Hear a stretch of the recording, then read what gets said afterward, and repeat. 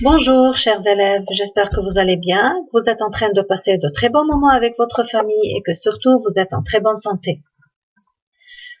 Désormais, nous allons utiliser la technologie pour poursuivre notre travail scolaire. Nous allons travailler sur Internet. Nous allons vous présenter le travail sous forme de petites vidéos que vous pouvez visionner autant de fois que vous voulez pour comprendre et assimiler. Dans cette vidéo, nous allons entamer ensemble le thème 5, l'appel du large. Comme son nom l'indique et comme l'image le présente, c'est un thème qui va parler de voyage, d'exploration et de découverte. Notre travail se fera en deux parties et dans cette vidéo, nous allons voir la première partie du travail.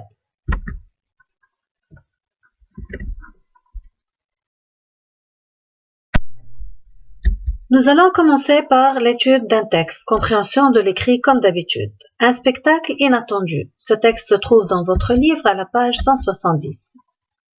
À travers ce texte, vous allez découvrir le monde du voyage sous un angle culturel. Vous allez voir l'exploration et la découverte. Nous allons aussi découvrir un nouveau genre romanesque, le roman de voyage et de l'exploration. Et bien sûr, c'est une très bonne occasion pour voir quelques caractéristiques de la description.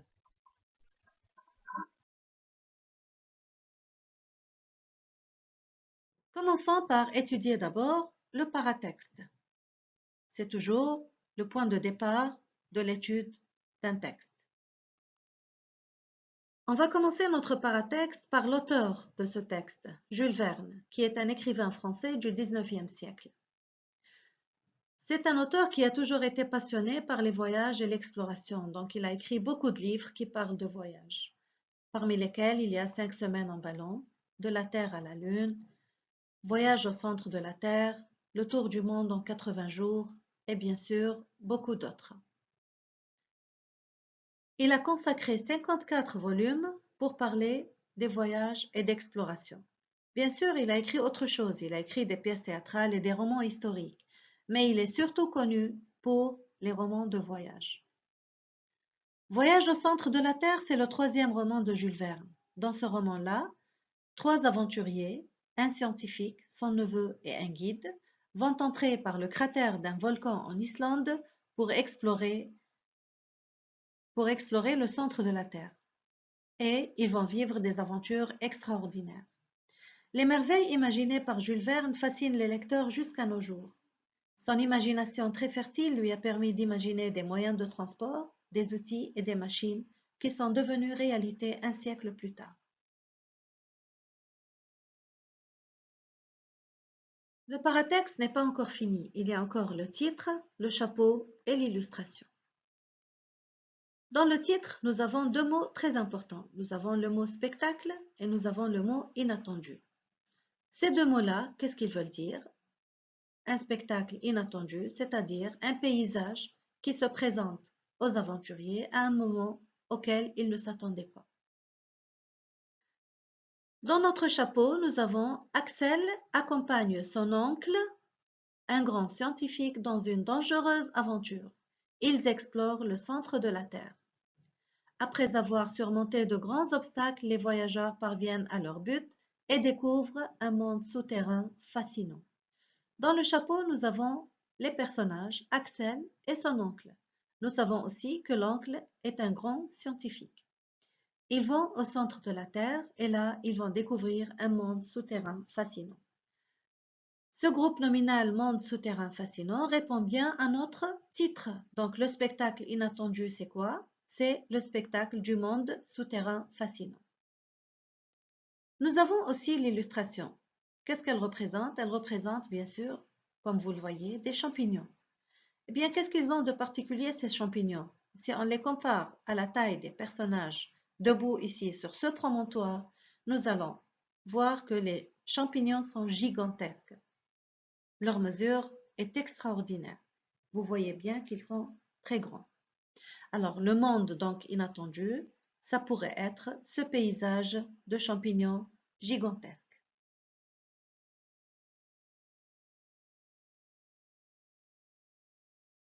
Pour bien comprendre le texte, nous allons voir quelques termes qui sont difficiles ou bien que vous ne connaissez pas qui vont vous permettre de bien comprendre votre texte. D'abord, il y a le mot promontoire. Les personnages sont debout sur un promontoire. Le promontoire, c'est une terre qui est plus élevée que la surface de la mer, c'est-à-dire elle est située sur une petite hauteur. Nous avons le mot parasol. Nous allons voir après comment il est utilisé et où. Nous avons les termes, les courants d'atmosphère, les courants de l'atmosphère, les courants de l'air.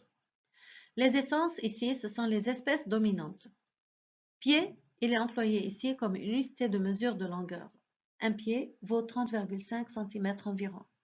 La calotte, c'est le chapeau du champignon. Voûte, ce sont des formes courbées en arc. Les ténèbres, c'est un endroit privé de lumière et très obscur. Dimensions phénoménales, c'est-à-dire dimensions extraordinaires, étonnantes, qui ne sont pas normales.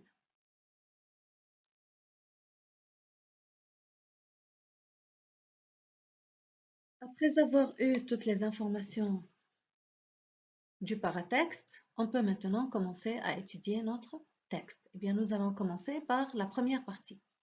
La première partie, c'est-à-dire de la ligne 1 jusqu'à la ligne 18. Je ne parle pas de paragraphe ici, je parle de partie. Donc, c'est de la ligne 1 à la ligne 18.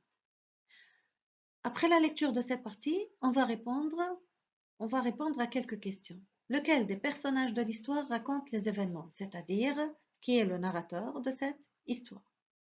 Nous allons aussi trouver le statut du narrateur. On va parler aussi des temps verbaux employés dans cette histoire et de leur valeur. Et nous allons trouver les termes employés pour qualifier ce qui a été observé.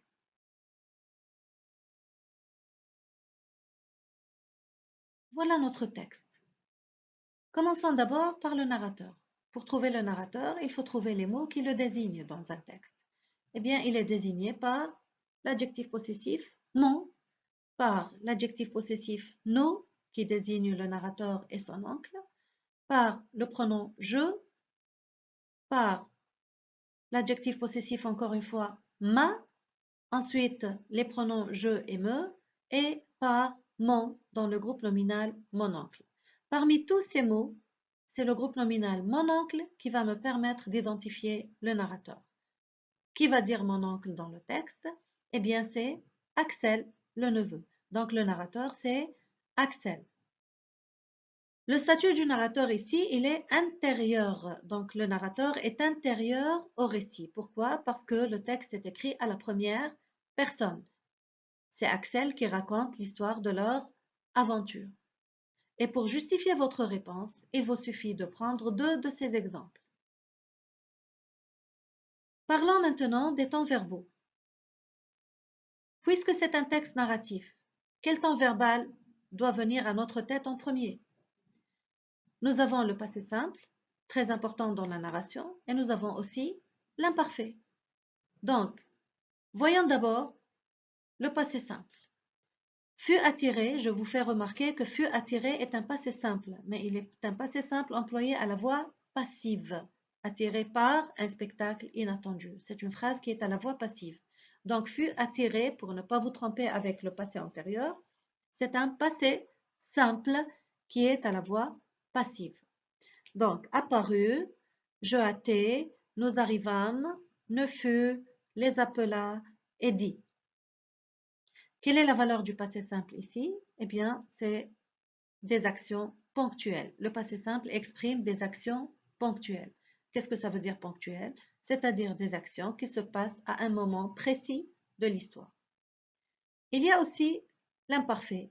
Était faite, semblait, demeurait, je ne pouvais et tromper. Ce sont des verbes à l'imparfait. Puisque le narrateur est en train de décrire le paysage qu'il a vu, donc l'imparfait ici, c'est l'imparfait de description. On ne peut pas se tromper. Continuons avec notre texte et voyons comment l'énonciateur a enrichi sa description. Comment il a fait pour nous transmettre les détails de ce qu'il a vu et de ce qu'il a observé. Pour enrichir une description ou bien pour enrichir un nom ou bien un groupe nominal, on utilise les expansions. Vous vous rappelez des expansions? Les expansions du nom? Eh bien, il y a le complément du nom, l'adjectif qualificatif épithète, la subordonnée relative et la position. Voyons ce que notre énonciateur a utilisé. Bien, il a utilisé beaucoup d'adjectifs qualificatifs épithètes. Inattendu, sa nature, c'est un adjectif qualificatif. Sa fonction, c'est épithète du nom spectacle. Haute, touffue, épaisse, même chose, épithète du nom forêt. Taillé en parasol régulier, épithète du nom arbre. Et vous voyez ici le mot parasol, comment il est utilisé? Il est utilisé pour faire la comparaison entre la forme des arbres et le parasol. Donc, pour nous donner une idée comment sont ces arbres, il les a comparés à un parasol. Donc, il a utilisé des adjectifs qualificatifs épithètes. Attention, nous avons ici un adjectif qualificatif, immobile. Mais est-ce que cet adjectif est épithète d'un nom? Nous remarquons que nous avons ici le verbe demeurer. Donc, l'adjectif, il est précédé du verbe demeurer. Et vous vous rappelez du verbe demeurer? C'est un verbe attributif. Donc, immobile est attribut du sujet il. Il n'est pas épithète. Qu'est-ce qu'il a utilisé aussi pour enrichir ces groupes nominaux? Pour nous donner des informations, eh bien, il a utilisé aussi des compléments du nom. Comment sont les arbres? Ils sont de moyenne grandeur. Donc, l'information, elle est donnée en groupe nominal, complément du nom. Ils ont aussi des contours nets et géométriques. C'est aussi un complément du nom. Nous avons aussi l'atmosphère, c'est aussi complément du nom courant. Et nous avons de cèdre pétrifié qui est complément du nom massif. Donc, l'énonciateur a utilisé principalement des adjectifs qualificatifs épithètes et il a utilisé des compléments du nom pour nous donner des détails et des informations sur le paysage qu'il a observé. C'est tout pour cette séance. Nous allons continuer la suite du texte dans la séance prochaine. Juste pour voir si vous avez bien compris et que vous avez bien suivi, vous allez faire un petit devoir. Ce sera de lire le texte à la page 170-171 et de faire le numéro 1, 2, 3 dans la partie comprendre et le numéro 1 dans la partie analyser. Le devoir n'est pas difficile parce que tout a été expliqué au cours de la vidéo et il ne prendra que 15 minutes de votre temps. Restez en bonne santé, prenez soin de vous et n'oubliez pas de faire votre devoir.